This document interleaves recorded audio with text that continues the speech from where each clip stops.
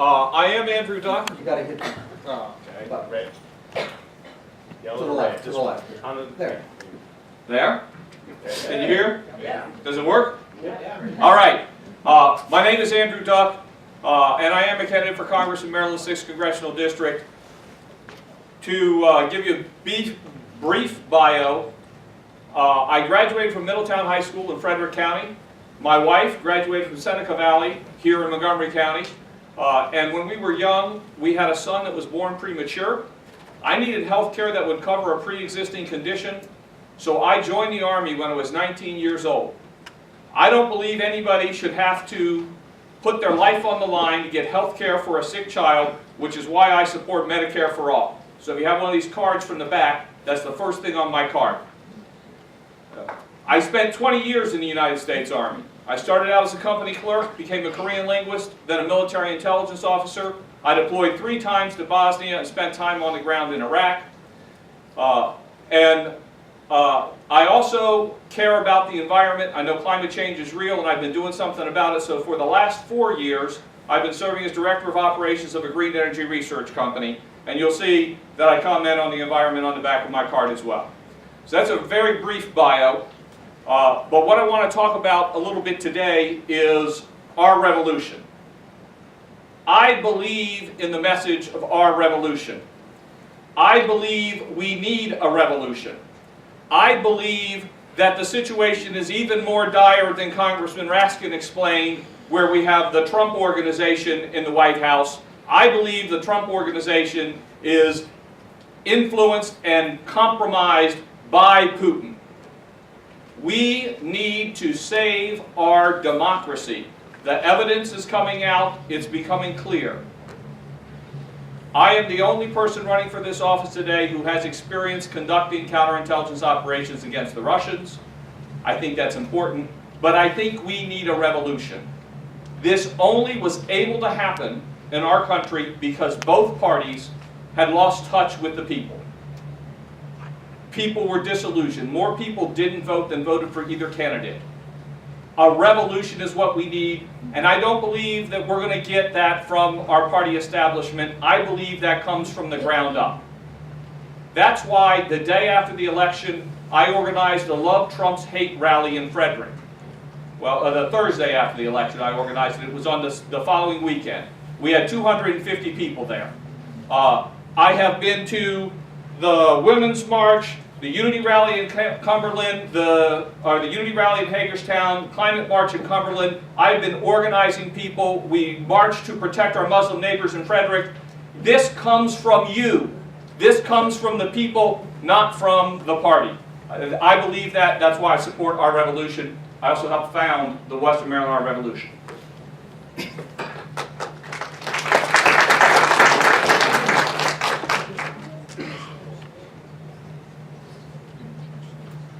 Sorry. Sure. You ended quicker than I thought you would. He told me 15 seconds. So he said I was right. He gave me the red. Yep. You were 3 minutes. Absolutely. Perfect. Chris Graves.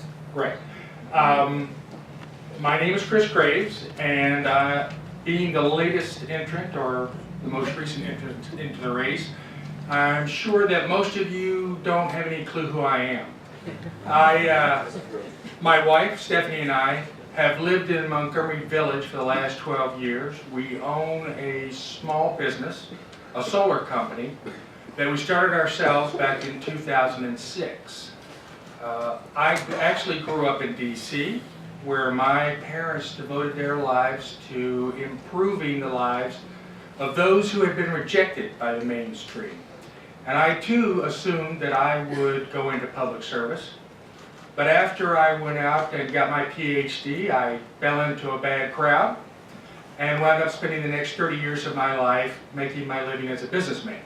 And that career has always, as it just turns out, has been spent in cutting-edge industries and newly developing markets.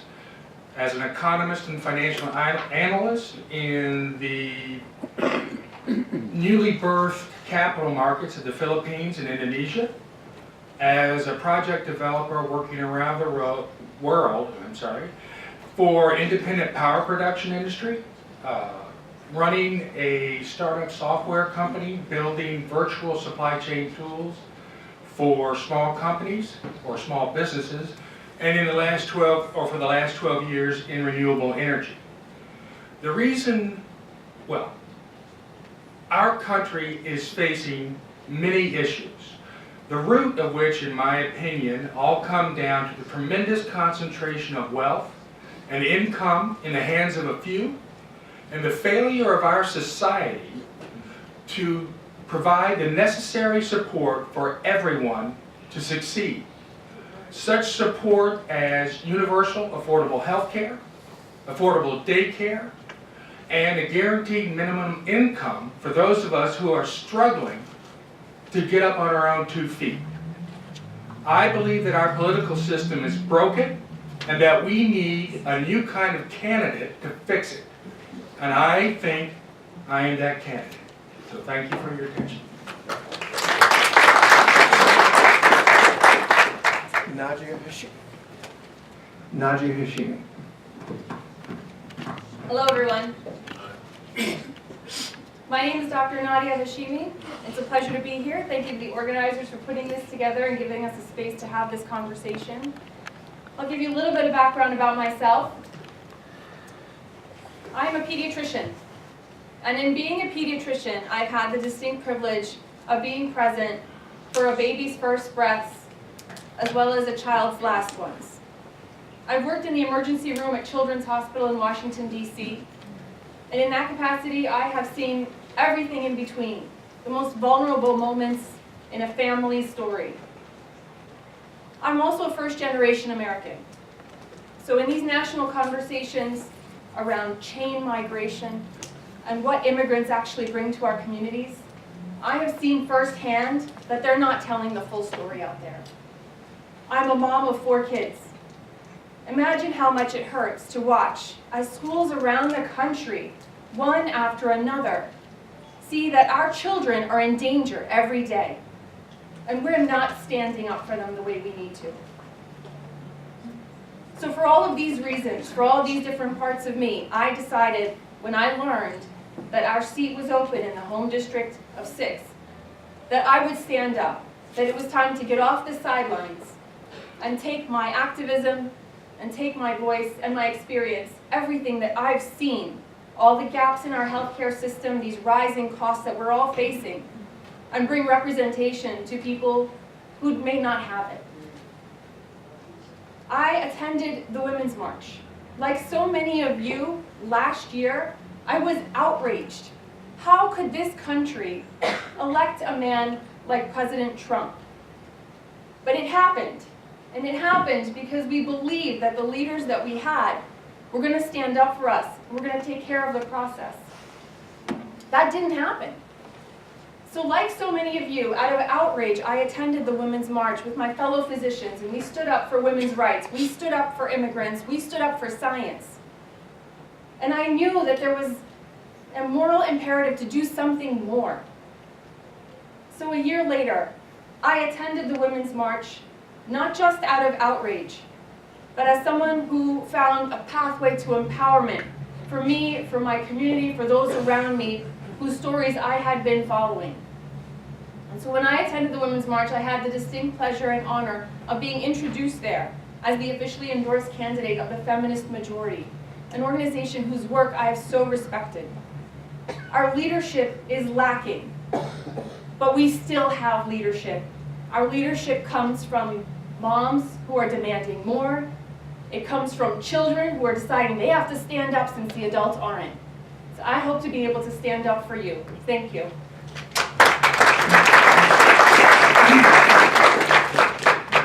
And Chris Hersey.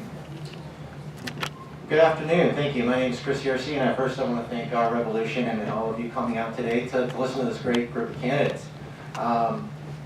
Who am I?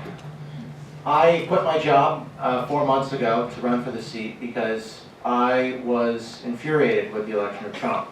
I was depressed at the level of representation we were getting out of the Republican Party. I was depressed about how we allowed a con man to become president. I've seen the rhetoric change over the last 10 years that I've worked in and around Capitol Hill. I've seen the dysfunction of government grind us to a halt. They're going to put us in such a hole if we don't get better leadership in Congress.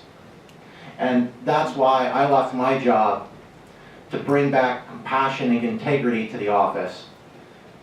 Now, John Delaney served very well this district, and I commend him for taking on Trump and running for president. And so, as something that was quite inspirational to me, in leaving something you already had and moving to a new career to defend the things that helped you, the things that helped me. That's what I want to protect. I grew up in Southern California, and I went through a lot of different trials that many families in Maryland and across the country have faced. When I was 12, I was in a terrible car accident with my father. 4 months later, he overdosed on opioids right in front of me. First time I'd ever called 911. I don't want a child ever to have to do that again when we can attack this problem as a disease, not as a criminal act. To get people to become productive members of society, to get them back to work. But it's going to be difficult. I come from the aerospace community. I've worked on cutting edge technology.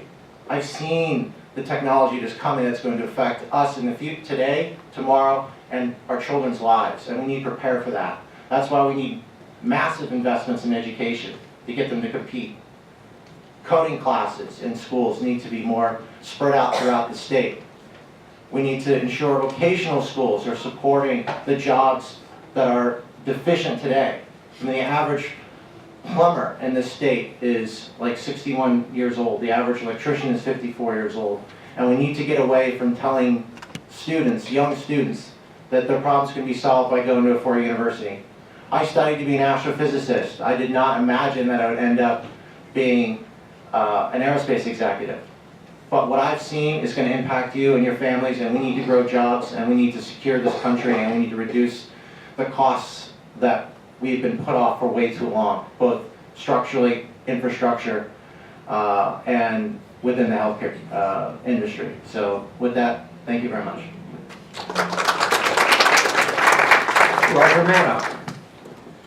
Hi everyone, I'm Roger Mano. I'm a state senator in Montgomery County. I serve in the 19th district, which runs from Aspen Hill, in the middle of the county, up to Gaithersburg, so it's right up the middle of Montgomery County. I represent close to 130,000 folks. It's one of the more hard-working, challenged districts in the county, and it's been a great honor for me. I've served for 8 years, and 4 years previously, I served in the House of Delegates. Let me tell you how I got into this business. I was born in UCLA Medical Center in 1966. My dad, John, was a carpenter and a sculptor. My mom was a student and an activist. And we were poor, but we were happy. I was on my mom's back in 1968 in Berkeley when we were tear gassed. I joked that prepared me for the state Senate. We moved to New York City in 1971. My dad didn't have health insurance, again, because we were poor. We walked into an emergency room on Christmas Eve, clenching his chest. And he was sent home and died alone on a cold floor because he was poor. That economic injustice thrust my mom and I, a young widow student, through some of the hardest times that I can describe. I'm not going to get into the morbid details of it, but it was pretty horrific. I lived in the street as a little boy. I was in a group home. I was a ward of the state. And growing up, I wondered why some kids had nice clothes and ate nutritious food and went on vacation and had dads, and some kids didn't. And as I grew up when I got a little older, I understood that it was an economic inequality that was at the core of that problem, that I believe is at the core of just about every problem in life.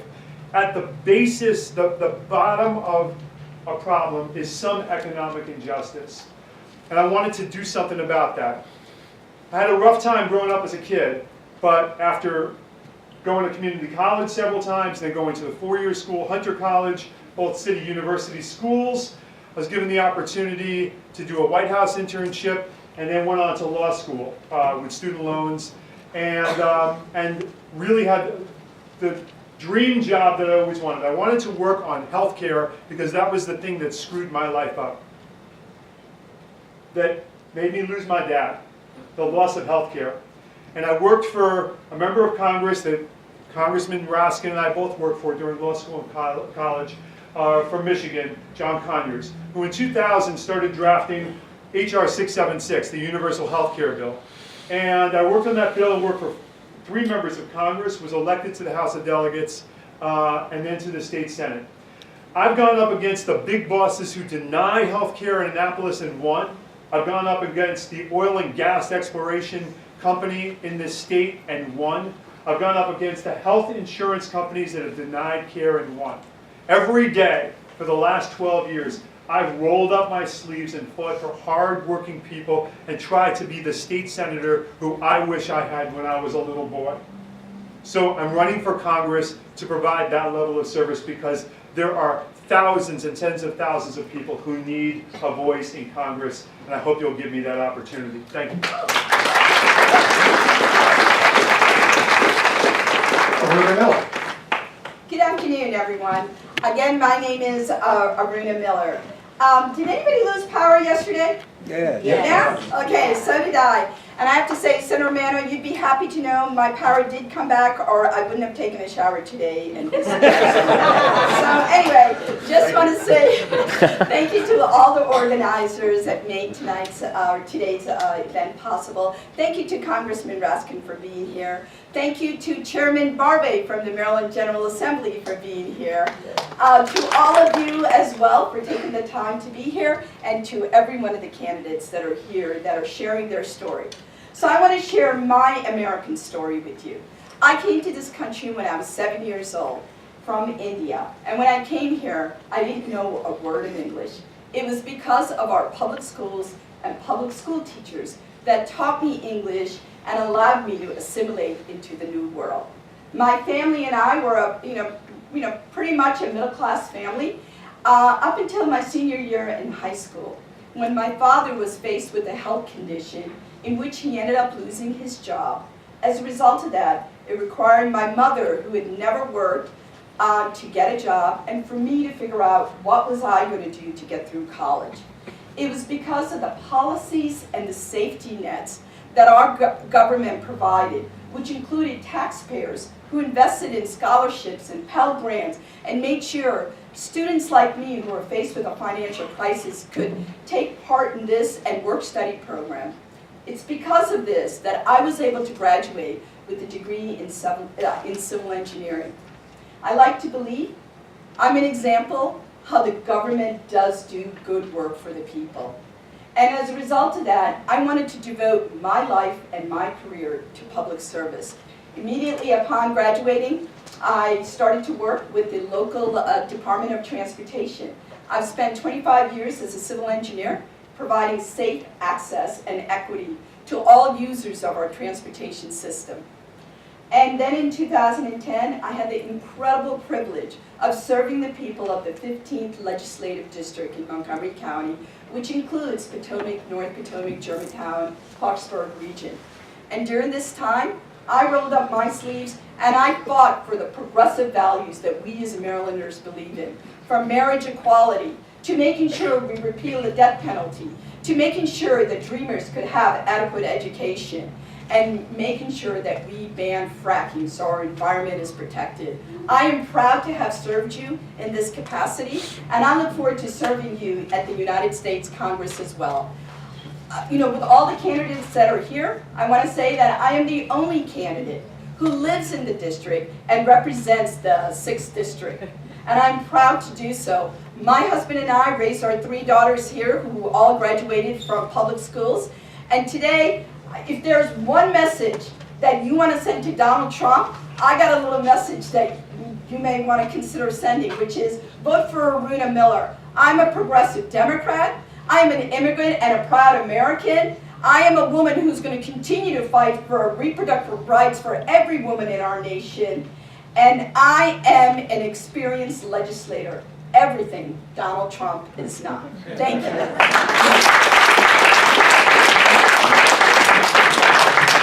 All right, we're now Join me for a minute.